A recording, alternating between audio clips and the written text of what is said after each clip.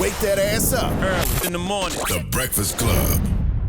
Morning, everybody. It's DJ MV, Angela Yee, Charlamagne the Guy. We are the Breakfast Club. We got a special guest in the building. Yes, indeed. Comedian and author, actress, Chloé Hilliard. Welcome. What's up? How you guys doing? Blessed, black, and highly favored. How are you? I'm doing great. I love the title of your book, by the way. Thank you. Fuck your diet. Yeah. Fuck your diet. F your diet. Fuck it. And F other it. things my thighs Whatever. tell That's the me. key part right there. Yes. The thighs, you gotta include thighs. The thighs. Yes. Okay. As soon as I got this, I said, oh, I'm reading this. But it wasn't what I thought it was going to be. So I really appreciated that because it puts a lot of things in perspective with facts and everything. It's not just only your experiences, which I loved reading about, but you also backing it up with what's going on in society. Absolutely. I am a comedian, but before that, I was a journalist for over 10 years. I was an editor at The Source, at Vibe. Tell us about yourself, because you're from Brooklyn. You're Yes, 6'1". I am. You grew up in a Hasidic Jewish neighborhood. Yes. So tell us about that. I'm a You misfit. fit right in. Blended right in all the time. I know. Yeah, I'm definitely a misfit, a Brooklyn girl through and through. Yeah, I'm from Williamsburg, Brooklyn, like the Hasidic part. So I was there through all of that in the 80s and the 90s, and then, went to NYU, graduated with a degree in journalism, and then just was all up in media. And I did it for over 10 years. And so that's why there's so many facts in the book, because I wanted it to be funny, because that's who I am now, but I also wanted it to have information so people can take something away with it, because we talk about food and diet, and I think if you are a bigger person, everybody's like, oh, you should just do X, Y, and Z and lose weight. And it's That's like, what these guys say up here. yeah, but there's so many other things that we don't really keep in mind. Like, do you live in a food desert? Do you have to get in a car and drive to a supermarket? Can you afford organic food? Do you only have fast food in your neighborhood? And then also, high sugar diets do so much detrimental to young kids' brains and how we develop and behavioral problems. So there's so many other things that I wanted to include. So it's just not like, oh, just stop eating chicken. It's And go work out. Now, I want you By the way, how did you lose majority of your weight, Chloé? I got a personal trainer, and Yes. I started eating for my blood type. Yeah. So Which eating. is- So either way, eating right and Eating working and out. working out. Yeah, but you Some have people to, don't know what. But their blood type. So I eat for my blood type, which is something that I don't think most people understand. Is like every diet doesn't work for everybody, and so I learned later in life that there were certain things that I thought were healthy for me were actually not good for my body. Right. So I think if you just do that as a simple step, you may start seeing changes then versus doing a master cleanse. Now, there's a couple of things I want to touch on. And first of all, I want to say when I was younger, I was super skinny. I was 100 pounds, right? But I went to the doctor just to do regular checkup, blood work. And they called me you need to come in right now. It's an emergency. And I was really shocked. I started thinking about what did my boyfriend do? And I was nervous. What age was this? Now? No, I was probably about 22 years old. Okay. So I called the doctor back and I'm like, I need to speak to somebody. I can't wait for my appointment. I need to know. And they told me I had really high cholesterol. And they said it could be something that is hereditary, or it could be my diet. I just didn't know what it was. But they were like, if you don't start handling this now, you'll be on pills the rest of your life later. Yeah. But you couldn't look at me and be like, yeah, she looks like she has high cholesterol. I think people make assumptions all the time based on what somebody looks like. And this is something we were discussing with Jillian Michaels versus Lizzo. Yes. And that's why I'm glad you're here to have that discussion. Yes. So I want to talk about that first and foremost. What are your thoughts on what Jillian Michaels had to say? She is a fitness expert, and she made some comments about Lizzo. And I love celebrities like Lizzo or Ashley Graham who are really preaching self-acceptance. I love her music. Yeah, 100%. I don't know anything about her. I'm sure she's a cool, awesome chick. Yeah, and I love that they're putting images out there that we normally don't get to see, of bodies that we don't get to see being celebrated. And But why are we celebrating her body? Why does it matter? That's what I'm saying. Why aren't we celebrating her music? Because it isn't going to be awesome if she gets diabetes. well, I want to ask you. I'm just being honest. I love her music. My kid loves her music.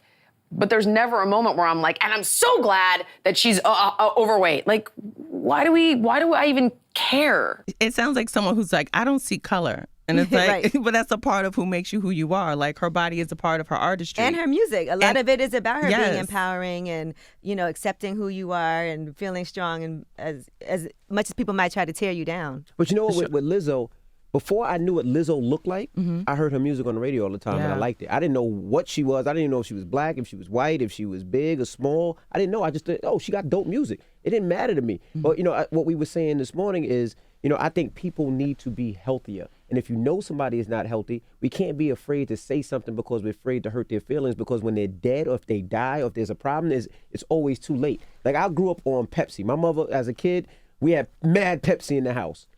it was a choice that I don't have for my kids. Yeah. And if I get a little overweight or there's something wrong with me, I want my friends or people to say, yo, you're gaining a couple of pounds, bro. You need to check something out. Yeah. I respect that because I want them to tell me so I can see my 5 kids. I can see my daughter get married. Because if I'm not and everybody's laughing at me and nobody's telling me, well, how does that help me or benefit me? No, I agree. And I also think that we can't judge somebody by looking at them. Like, we don't know if Lizzo is healthy or not. And I think that's kind of an old traditional way of thinking. Is like, if you're heavy, you have to be unhealthy. And that's not true. We've seen Olympians who are 300 plus pounds. So I think we have to really be more considerate of people's individuality. And it's like, if somebody who personally knows her knows that she has health problems, they can have the conversation. But I don't think it should be a conversation in the public, because you don't look at a skinny person and say they need to gain weight. So I think it's just an issue of people like. do. I think people look at skinny people and say they look a little underweight and maybe they need to gain Well, some in our weight. community, we be like, he's a crackhead. He's got AIDS. That's what our community has done for a long time. Yeah. Yeah. Well, let's talk about your own experiences, though, because you really delved deep into that. And you said even at a young age, right, you had to clear your plate, certain things that you learn when you're growing up and just being fed. So talk about your experiences with food and then even having to go to school and deal with other kids. Yeah, so I come from a Southern family. My grandmother had me when I was, she took care of me during the day when my parents worked. And she came from a mentality, South Carolina. It's like, yeah, you're going to eat everything on that plate. That's right. And so that, from an early age, taught me how to overeat. And so when you're a kid, your stomach expands. So when you're teaching a young kid to eat everything on their plate, you're just starting to creating a habit of overeating. And so that was what I did at like 3, 4, 5. And then I started gaining weight around 5, 6. And then also in my book, I talk about like American kids are pretty much fat because of Ronald Reagan. So when he was president, he cut the school lunch budget by $1.46 billion. And then he gave us crack to help us lose weight. Come on, well, that give him is his credit. true. Crack does help you lose weight. But I do think that people don't realize that he allowed them to put so much crap in our foods. And so kids were eating soy and tofu at a young age. And so that's why a lot of young kids started blowing up. That's also why probably men have titties today, but your grandma didn't tell you to go play outside? No, there was no playing outside. Really? No, we lived in Brooklyn, Bed-Stuy, Brooklyn, in the 80s. Okay. I'm thinking South Carolina. We had a little small playground. Yeah, we had a backyard. That Y'all was had it. no grass. Let me tell you something. Our gym teacher, she did not like to let us go out to play. She would write the word gym on the board, and so she would write gym. And if we were talking too much, because we only had gym once a week. And if we talk too much, she'll cross off a G, cross off a Y, cross off a M, and then gym was canceled for the week. See, I think in that's New York cool. City schools, New York City schools they don't even have the real estate for it. Like, plus when I was going to school in the 80s, I went to school in Clinton Hill, and it's interesting. The school I went to, PS11, is like the #1 school in the district now. But it was a good school, but we were in the middle of the crack epidemic. I went to school like 2 blocks away where Biggie grew up. So we would go out to school and they would have to sweep the schoolyard because we're full of crack vials. So it was just like a safety issue. We just didn't really go outside. You had gym, like you said, like maybe once or twice a week, but there was no like active like health program in the hood. Right. You had a corner store. You had whatever they gave you cookies at lunch, and you had money to get stuff from the Thank God country for store. Queens, New York, my That's goodness. the difference with the South, though, right? Because in the South, you can eat all that terrible food, but literally we would be outside playing all day, running through the woods, running through cornfields, playing basketball, like all day long. Yeah, so I think that's another thing. It's like where you are raised, it affects how you go outside and what you think about exercise. So like when you tell a kid to go outside in New York City, that's a punishment. Get out of the house, go outside. I actually liked being outside, but I wasn't allowed to leave the porch, so that doesn't give you much space to do much. I'll be outside talking to everybody, but they'd be like, you can't leave the stoop, and then keep coming to check to make sure I didn't go anywhere. Yeah. But even that was worse because kids are so hooked on video games and so hooked on TV and things on. So like even my kids, I got to take their iPad away because I watch my son and he'll get on his iPad and he's watching other kids play with toys. Oh, yeah. And I'm like, my G, come on. No, you're going to take that. We going outside. Yeah, but that's what fine. kids do. I'm probably not going to have children. It's just too much. It's too much work. It's too It much. is that, and also like I don't know how to do the new math. That new math is embarrassing. I don't want my kids to know that I don't know That's everything. facts. They're just gonna use it on the, It's right. That's true. iPad anyway. I used the and iPad. do I called it. a couple years ago because I didn't know how to do it. But I'm confused. I could get the answer, but then explaining them how I got the answer. That's it. I'm the Ask Your Mama king. Oh, I'm like, that's ask your not mama. She fair. went to college. Yeah, That's not fair. Hey, man. My dad did that to me. I came home from school, it was junior high school, and they had the sex talk. And they gave us like a sheet of paper, and they was like, talk to your parents. So I went to my dad. I was like, Dad, what's oral sex? He was like, ask your mother. And I was like, damn. I never had that talk with my He parents was like, yet. you wouldn't be here. I still never had that talk with my parents Oh, yet. my parents let me know early. They let me know early, especially when it came to like sex and stuff. It was weird because I was a fat kid. Nobody was trying to fuck me, but they were like, Goodness listen, gracious, Chloe. just in case. They was like, just in case. And my dad like showed me what condoms were and everything. It was a mess. It was a How did he mess. show you what kind? Like, did he? No, he just was like, he sat me down. He was like, in case you ever need it, here's like, you should use, make In sure you case use a you ever condom. need And it was a lifestyle. I was like, oh, you want me to die? Like, you don't give me no You lifestyle think it was condom. candy at first? No, I knew it was a condom. I knew it Okay. was a condom. I mean, I was fat, but I was still like, you know what sex was. Now, you said your mom put you on a diet, right? Yeah. And she gave you Slim Fast. Yes, my shakes. mom sent me to elementary school with Slim Fast, and she wrapped it up with In Reynolds. elementary school? Yes, I was fat, Oh, you y'all. got What is bullied. You got insulin What bullied were you like with your crazy. biggest? Okay, so I'm 6'1". I've been in science since I was 12, and so. You could whoop their ass. Well, no, I mean, but I wasn't gonna beat my mama ass, Well, so not your mama, the kids in school, Chloe. I shouldn't be asked for giving me Slim Fast. No, I couldn't. No, I wasn't a fighter. I didn't know how to fight. I was the only child for so long. I have a brother now. We're 15 years apart, but I was the only child. I didn't have like hood cousins. It was just me. Yeah. And I came from Williamsburg, Brooklyn, so I didn't know anything. I was like a misfit. Like my parents listened to Al Jarreau and like Anita Baker, and everybody knew rap. I didn't know rap. Like I was like a mess. In Brooklyn? Yes, Wow. in Brooklyn. So you were I was 6'1". Christian. I went to I was very saved and sanctified. So I went Okay. to church every Sunday during the week. Like my whole world was that of like a kid who didn't know anything about like hip hop culture.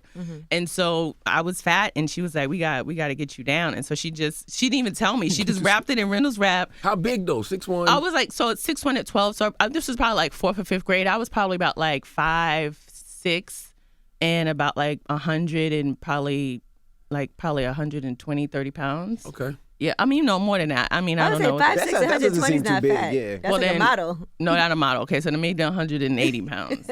But I was big. I was big. So I was always bigger than my mother. I was bigger than my mother since like probably like 8 or 9. Like I was just shot up. And that was a weird thing about it, because I remember when I was growing so fast, I would complain. I would cry at night and be like, I'm in pain.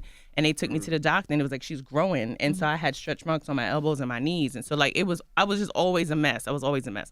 And I remember the worst thing about elementary school when you talk about like being big is that we had to do the president's test, and then you had to like run a mile and a timed mile. You had to do push-ups and sit. I couldn't do forgot none about of that that. stuff. And they would weigh you in front of the class. That and was they, Ronald Reagan, too. Oh, it was I hate him. I'm so glad he's dead. He was a mess. So they made you run the mile and do the push-ups and Yeah, shit? yeah. I always should say I had asthma. I was always trying to get asthma. I never could get asthma. I wished I had asthma so bad. I'm trying to figure out. I don't remember. How did they respond to obese kids back then? I don't remember. People made fun of 'em. Yeah, you got I'm bullied. talking about like the teachers and stuff, not the kids. They would just put you to the side and be like, it's okay, you'll be better. And you'd be like, no, it ain't gonna get no better. They just like give you a little pep talk. I mean, the teachers like helped you out, but the kids were ruthless. And the worst part about elementary school, I had the same group of kids from kindergarten till I left the school. So they saw the growth and everything. They was on me every day. Every September I come back, this gonna be my year. I'm gonna come back. And they were like, no, we remember. What made you want to lose weight? Was it health reasons or because of cosmetic reasons? Well, 2 things happened. I got into comedy about 10 years ago, and I realized that I really enjoyed it when I transitioned out of media into comedy. And something told me that if I'm going to do this, I need to really commit to it, and I need to be healthy, because it's about being physically on stage and traveling. And I also realized that when you become famous, the size in which you become famous is the size that people want you to stay. And I didn't want to be a big girl comedian, because with that comes so much preconceived notions about what you're going to talk about. And skinny bitch is this and fat, and I love sucking dick. Like, I just didn't want to. I didn't want to do all of that. So I really made a conscious effort to become the body that I want to be, so that people can see who I really was, instead of thinking that I'm a certain way based on my size. And then also my grandmother, I love her dearly. She's 89, but she has a lot of health issues, and I saw that firsthand. Like, she had a knee replacement surgery, and she had so many complications. And I just told myself, like, I don't want to be in a situation where I'm taking like 30 pills a day. I don't want to go through this experience. And so that just stuck with me, and I just started taking care of my body more. So how do we have these conversations, Chloé? Because we all know obesity is the leading cause of preventable death. How do we have these conversations about that without coming off as fat shaming or I think fat phobic or whatever? It has more to do. I think it has more to do with like politics and policy. It has more to do about what is actually being forced to us in our communities. and also the conversation about like nutrition and health, because a lot of times we hold on to things because of tradition. Like, oh, I love soul food because it reminds me of home. And it's like, you can have soul food, but just don't have it every single day. And by no stretch of the imagination, I'm not a nutritionist, I'm not a scientist, I'm not trying to like make people like change their lives. I'm just saying, like, be more mindful of the things that you should be putting into your body to help you have like a better life. And exercise helps, because I know like it just helps with your endorphins, it helps with your like brain chemistry, it just improves your life. And I think, you know, we got to get ready for this apocalypse. So I mean, I ain't trying to be the first person to trip and die. That's right. Because I'm fat and I fell over a twig. And if it is a zombie apocalypse, who you think the zombies going to eat Oh, first? they coming for this dark meat. These zombies, they coming.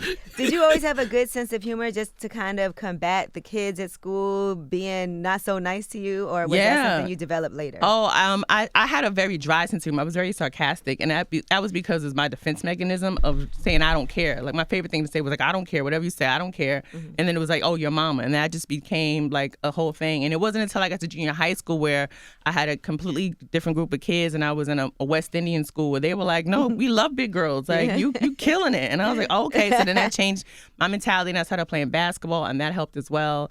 And then also I think comedy helped me when I was like in the world of hip hop. When I was a journalist at the Source and Vibe, like, you have to be, you know, woman in a room full of men. You got to be quick. You got to be sharp. I was working at the Source. Were you there at the time when Oh man, the Source was crazy? I was at the Source when it was good and when it was bad. Okay, you got to tell us about that. Okay, so I interned at the Source when I was in college. So when I was there, Carlito was the editor-in-chief. It was My guy Carlito. Yeah, Carlito doing great things He in writes for Hollywood. Empire now. Yeah, Was Kim Osorio there at that time? Kim Osari was there. So acting. I was working under Eric Parker, who went on to do the Nas documentary. I was there. It was like the thick of it. When That's when they was getting their hair cornrowed in the office. Yeah, the corn They said off. the braid. Yes, the jeweler would come, the barber would come. Everybody was like, the barber was on the They'd masthead. be like, Ans, come get your hair braided. We get Yep.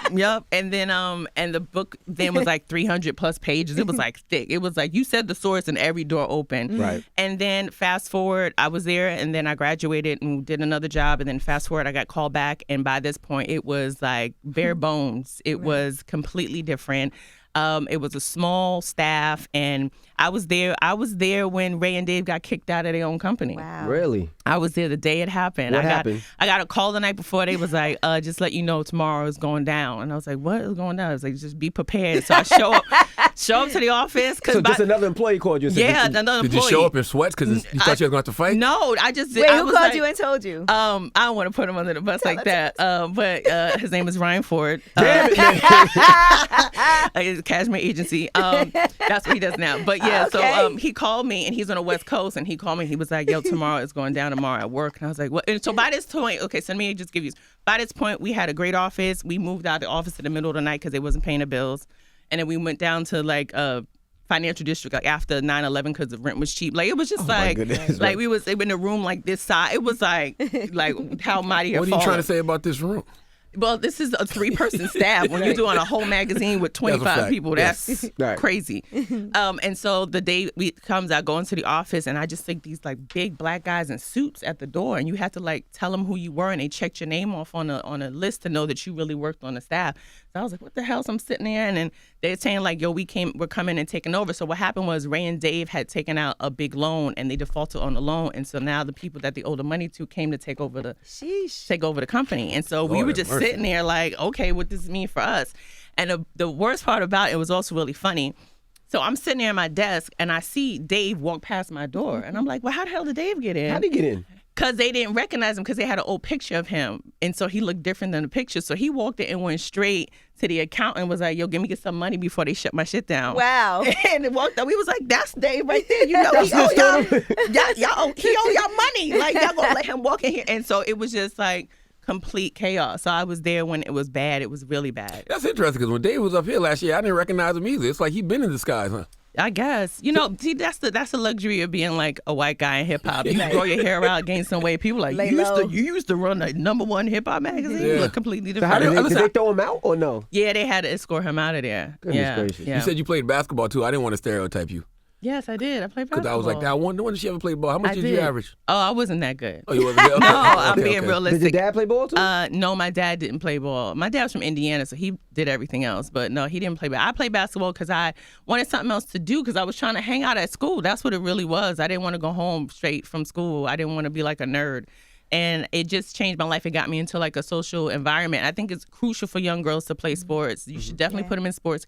It also helps with self-esteem, helps with body image. They're less likely to have teenage pregnancy. They're more likely to go to college and graduate. So it definitely was a self-esteem booster. It kept me out of the streets. If I didn't play basketball, I definitely probably would have got pregnant in high school. Did it lead to a healthier lifestyle as well? Yeah, for sure. I had to eat better. I mean, yes and no. I didn't know about nutrition because they don't really teach you about nutrition. I didn't know anything about nutrition. So I was still eating candy bars and then go and play basketball for 6 hours. Drinking soda, eating soda like chips. I'm so thirsty. Give me a soda. Right. Like, that's the worst thing to do. And at one time I didn't eat right and I passed out, busted my head open, had to get stitches. Jeez. Yeah, it was just a mess. So when did you have a boyfriend? You said you'd definitely be pregnant. So well, I didn't say I have a boyfriend, but let me say something. Just because a girl is big don't mean people don't want to fuck her. Right. So I would have definitely been smashing in high school with all that free time. For sure. That's what chapter 15 is about, a sex guide for those with low self-esteem. Yeah, I want people, girls and women who have self-esteem issues and body issues to really embrace all of that stuff. Because the best piece of advice I ever got was from my friend Shantae, and she said, Chloe, what you see in the mirror, a guy who wants to fuck you does not see those things. He sees the woman that turned him on. He's not looking at your belly button or the cellulite on your thighs, so stop tripping.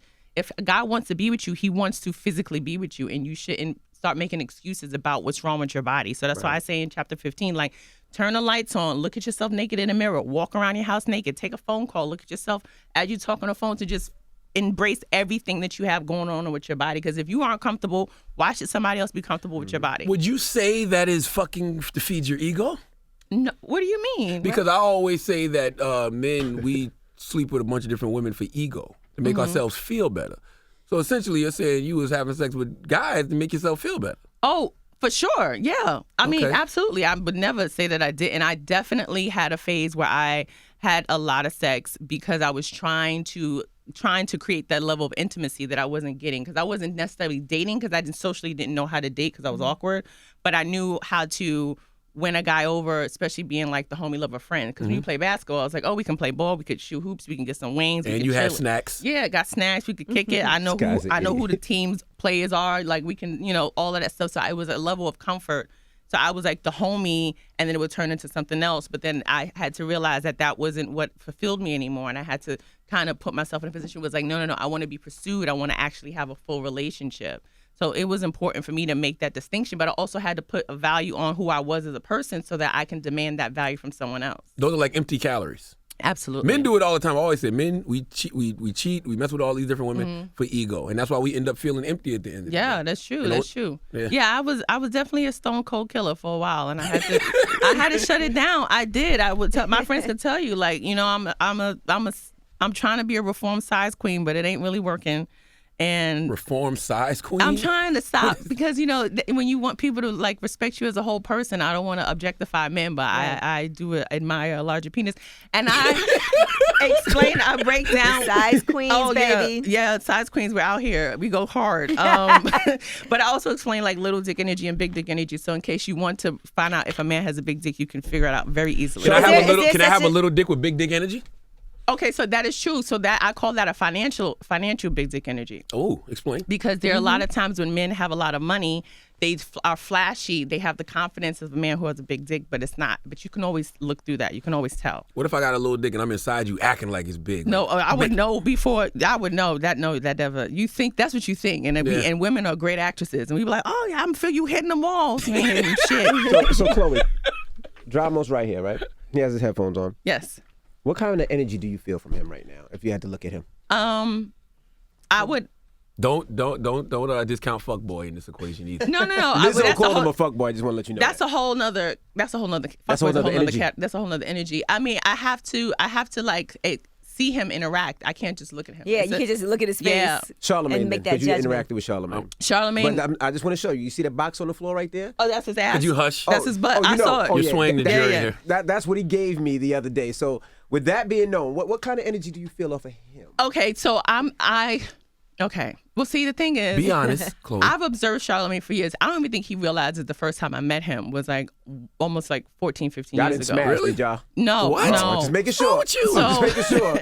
No, he didn't talk back then. He didn't talk. So I met you when I was a writer for The Source, and I did a profile on Wendy Williams. Really? And I spent like 2 days with y'all. And this is like when she still had the comedy show and everything. And then fast forward many years, I was a writer on your show on MTV. That I remember. But you didn't talk to me. That's and I not wish true. you no, you Wow. did. And I wish you did though. I really wish you had talked This to me. nigga talks to everybody. No, No. but because he was busy. It was a busy thing. It was a busy Okay. schedule, so he only came into like for the writers' room. But let me tell you, So he was too big to talk to people. yes, he was. It's not true.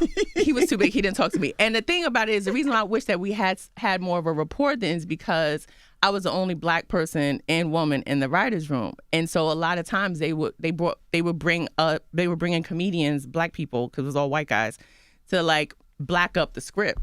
And so I would say, okay, he's not going to say this. These are the jokes. This is going to work. And they would tell me no. And then you would come and they'd be like, I want to do X. And it'd be everything that they crossed out. And so I was like, damn, if I had just could text Charlamagne, I could say, like, tell him to leave Chloe alone and she know what the fuck she's talking about. Right. You was the ghostwriter Damn, back I wish then. I'd have known that. I know, but see, that's the problem. That's the problem I think happens a lot of times in entertainment is that they have a black host or a black face of a project and then they bring in black people to write, but they don't really trust the black people to write. And so when you have all these issues like, well, who wrote that? It's like, it wasn't a black person in the room. Right. There's technically a black person in the room, but they not really listening to the black person in the room. So I was like, so next time you do a project, make sure you exchange numbers That with the must black have been people in the Charlamagne room. and Friends. It was one of the ones you did sketches. Whatever one you did sketches on. You had so many fucking shows. No, I Charlamagne, don't damn. remember. I never used to be in those writers' rooms though. I know you got to be in a writer's room. Yeah. So back to the little Absolutely. dick energy. I would say. Oh, so he tried to feed that to you. I would say that you're not big. I would say you're Okay. bigger than small, but All not true. big. All That's a fact. A big Yeah, and yeah. small. 7 inches 3/4, 8 in the summertime. It changes all Damn, the to time. the centimeters. Now, is there anything that's The too truth. big? Every man has mentioned their yeah, piece. yeah. There's definitely such thing. Have you as ever too had to big. be like, I can't? Yeah, but I'm a champion. I just breathe through it. What? Really? You, I just like Lamaze in reverse. Yeah. Push it in. Goodness gracious. Wait a minute. Explain. No, you just brace yourself and you exhale and you talk yourself through it. Couples therapy, and then you figure it out. yeah, why do you and then you wanna know, can't Charlamagne? walk, and then you might get a UTI. You might get. Guess what? Listen, ladies, if you having sex with a guy with a big dick, make sure you empty your bladder before you have sex. And also, you cannot have sex on a full stomach. Amy, why are you shaking your head? Why- Because it's funny to me, but go ahead. It's true. It's true. So if you out there and you dating a girl you about to have sex and she doesn't say she didn't let me pee, you probably don't have a big dick. Damn. Okay. Hold on now. What? When you hitting it, and she said, Well, you know what? I gotta always pee before No, I have sex if because she- the worst feeling if is she to have don't to pee before during sex. sex. That is means you got a true. little penis. Yeah. Oh. Because you're not big enough to impact her bladder. So What if she pee during? So she's like, oh, I gotta pee. Yeah, she didn't. She just got to pee. It has nothing to do with me? No. Jesus Christ. She had too many drinks. And, my wife go to the and you're bathroom always now supposed before to we pee have to go to after the sex. bathroom. Yeah. Yo, Jeez. pee after sex. You're Yeah. supposed to pee after sex so that you don't get what is it that they say you could get? You could get a urinary tract infection if you don't pee after sex. Yeah. So Yeah, that's important. gracious. See, we out here teaching about bodies and There you sex go. and stuff. Could you tell us about how, because you talk about it in the book, and I've heard you say this in your stand-up, Yep. how you got mistaken for a teacher by your Oh, for sure. students in your Yes. class? Yes. by your kids in the class? For a freshman year, Murray Bertram High School, I walked in day one. And so I was so excited because my junior high school, I wore a uniform, right? And so my first day of high school, I was like, I'm gonna dress fresh. But my idea of fresh was not like what kids wore. So it was like pretty much like a suit jacket. You And look like a teacher. I looked like a teacher, and my hair was in like the perfect bob. You know them tight bobs in the 1998, like 94, like them curl up like a roller bob. And I walked in the first day, and the kids got quiet. They like, shh, shh, shh. And I was like, "What we walking around?" They was like, "The teacher's here," and I was like, "Where's the teacher at? I want to meet my teacher." They was like, "Ain't you a teacher?" I was like, "I'm a student." They was like, "Nah, Ben, you look like the teacher," and that was it. And so I was like, I gotta do something to like keep my rep clean because if they think I'm a corny ass teacher, I need to do something. And I was like, let me play basketball, and that made me like hip overnight. And the girls on the team, shout out to them. Lady Blazers, they gave me a full makeover. They was like, you can't be walking around with us looking like that. Loosen them curls up. Yeah, that's Get you right. some pants that ain't high waters. Get you some kicks. Like, they sat me down, gave me a doobie. They was like, we gonna get you together. So thank God for my basketball girls. Now, do you remember your first time on stage? Oh, yeah, for sure. I was so nervous on stage. So I started doing comedy when I was a managing editor at Vibe magazine. So I didn't even tell anybody because I was like, I'm in media and, I don't want to put myself out there like that. And I had a show and it was my first show and I was so nervous and I told everybody and they all came and they wanted to see me.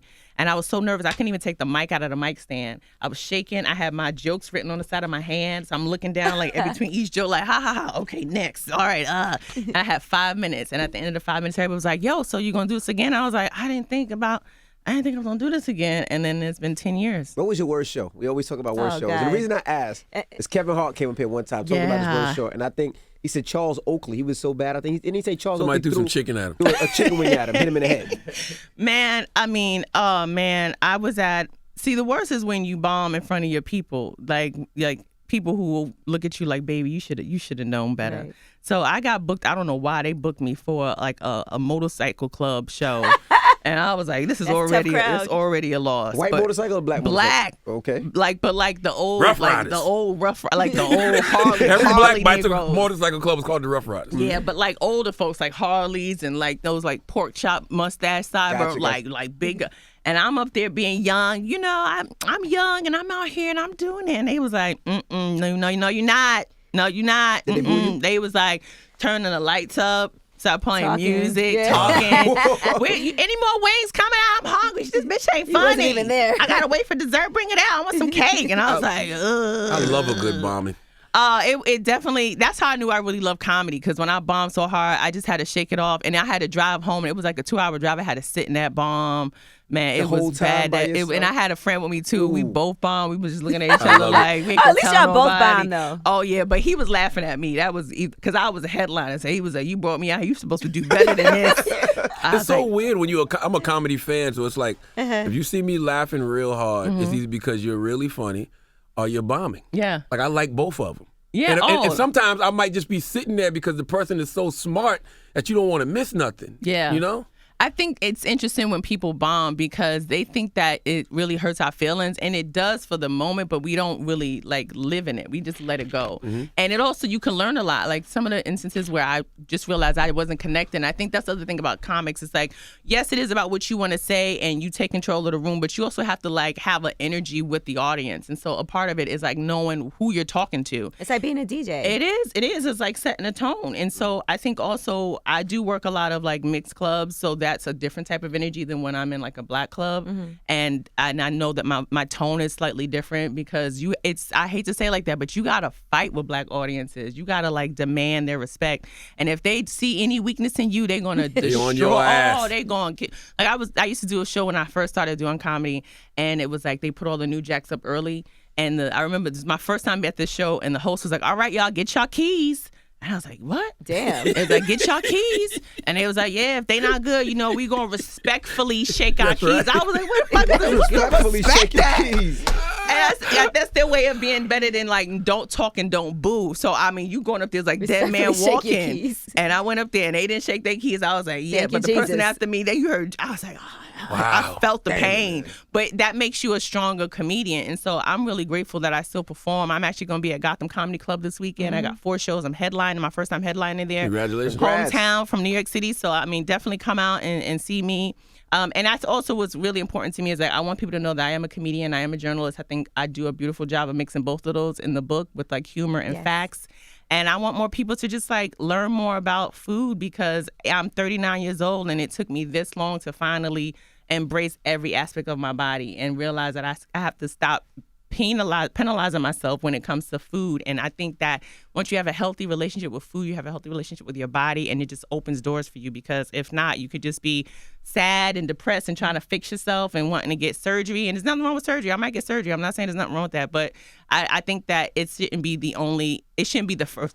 The It first should go-to. the first answer. Yeah, it should I just realized that young kids use Plan B as like birth control. I was like, how's that the No. first? That's like the middle you to can't- last. yeah. Like you can't just jump out Let's the prevent window. that. What's the first? The pull-out method? No, Condoms.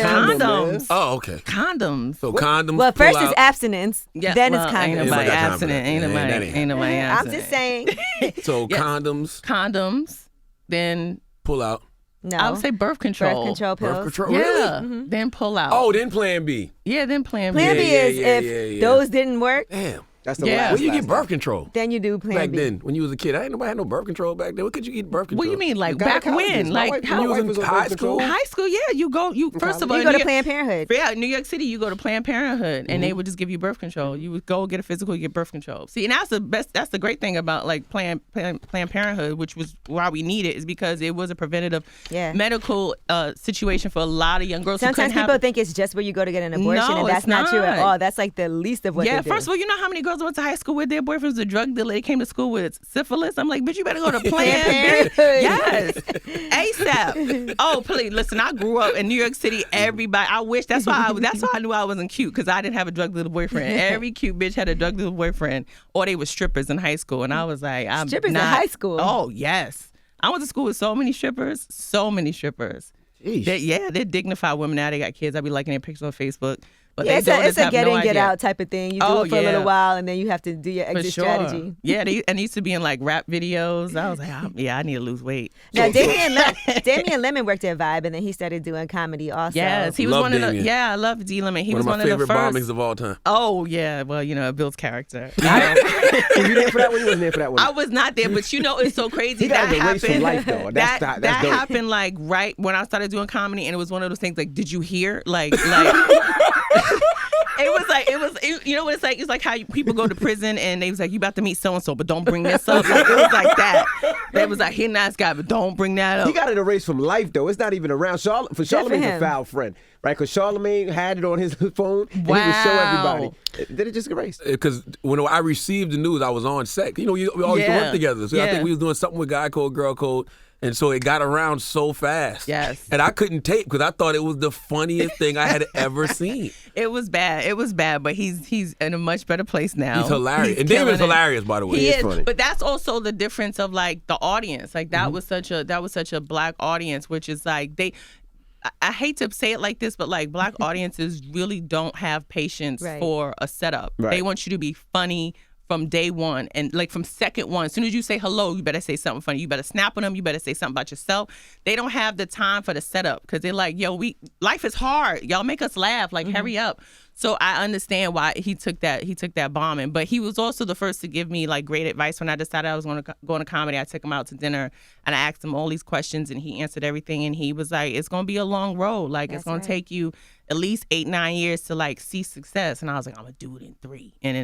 And I got on Last Comic Standing in 3 years, and then I started working the road. And so I've been a full-time comedian, being like all my bills are paid from comedy for at least the last like 8-9 years, which is incredible. Well, congratulations. And I'm very grateful for that. And so now I'm at the point where it's like it's time for me to step out more. The book is out. I have a comedy album that's out called Big Dick Energy. So Charlamagne, I don't know if you like that one. BDE, Don't shame me. I'm ADE. Yeah, Big Dick Energy. Average Dick Energy. And I did that on purpose. I made sure that it came out around the time as a book because I want people to meet me through the book, but also realize that I'm a like for real comedian and they can listen to the album and hear me, or they can see me this weekend at Gotham Comedy. So are you at the point in your life where you are absolutely 100% confident in your body? Oh, I'm definitely confident in my body. I may still get something done. I'm not sure yet. I may still get something done as I get older. You know, gravity like sets in. But no, I'm happy with myself. So what advice would you have for black women who are struggling to find confidence in their bodies? I think that what we're learning now is that the things that we didn't like or we were told not to like about our bodies is what people are paying to look like now. And so you got to start with yourself because black women, we're trendsetters. Like they look to us to see what the next thing is going to be. So a lot of times the thing that you're upset about, you should probably embrace or learn to love it over time, and then you'll see it probably become a trend at some point. And so I think a lot of times we think about unrealistic goals when it comes to black women. I grew up looking at white women models like Kathy Ireland and Linda Evangelista and Cindy Crawford, and it's like there's no one in my family that will ever look like that. That's right. And I think thankfully because of social media, we have women who are curvier, who are bigger, who have multiple stomachs, who can put the camera on themselves and they'll have millions of followers and people know their names now. So I think black women, we're okay. I think we're beautiful and we're gorgeous and, you know, everybody wants to be us. And so we gotta embrace that and own who we are. That's right. Do you ever meet people who you see them on social media, but then you meet them in real life and you're like, that ain't that person? Oh, for sure. Yeah. I've been like, them filters are killing it, girl, because you owe all your money Those to angles, whoever. those filters. Whatever engineer fixed that filter for your face is out here doing it because you don't look like that. But you just let them rock out Right. because, you know, eventually they're going to have to come to terms that that's not who they are. They created something and that's not who they are. You don't feel that way about dick pics. If somebody sends you a dick pic that looks huge and then you see it in person and think the same thing they sent you. There's no listen, huge filter. listen, that you acting like I'm a juvenile. I know how to measure a good dick pic, okay? First of all, you really want to be put it next to your TV remote and we can see how big your dick is. Yeah, I do that a lot. It's very humbling. All right, Mini-Me. Well, we appreciate you for coming through. I got a lot of crazy ones, but you guys should send DMs to Chloé Hilliard. Well, tonight you're going to be at the Gotham Comedy Club. 2 shows Absolutely. Friday, 2 shows Saturday. Yes. And thank you for joining us. We Thank appreciate you for having me. All Hey, right. go pick up Fuck Your Diet. Yes. It's Chloé And other Hilliard. things my thighs tell me. It's the Breakfast Club. Good morning.